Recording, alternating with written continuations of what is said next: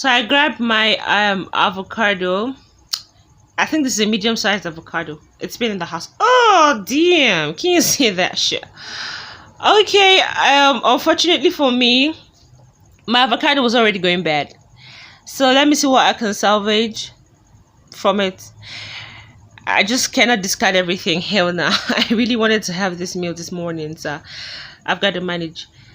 Well, I'm going to have my fork to mash it so I can get a piece. Beautiful. That's it. So I've got my avocado, get it out of the way, and then I put my pan on my cooker to heat it up. It has to get hot, and then I threw in straight up my wheat bread, pressed it a bit. Okay, you can actually use your toaster for this. You don't have to be this dramatic. I was just doing this. I was trying to try it out, kinda.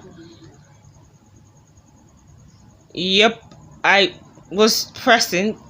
Whoops, my bread is burnt. Okay, I'm not shocked. I actually love my bread burnt. But then if you don't like your bread burnt, this is how you can do it. You don't have to get your bread burnt. Okay. Oh yeah, and then I got my avocado spread in it. Don't use butter, okay? I'm just joking, but I just wanted to use avocado today on my bread.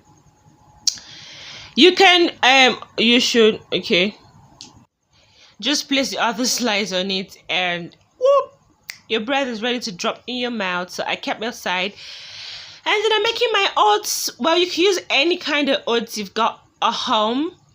Let your water come to a boil. Well, come on, you know, you should know how to make oats, yeah. Well, if you don't know, let your water boil, you pour your oats and let it simmer, and you serve. Your oats is ready.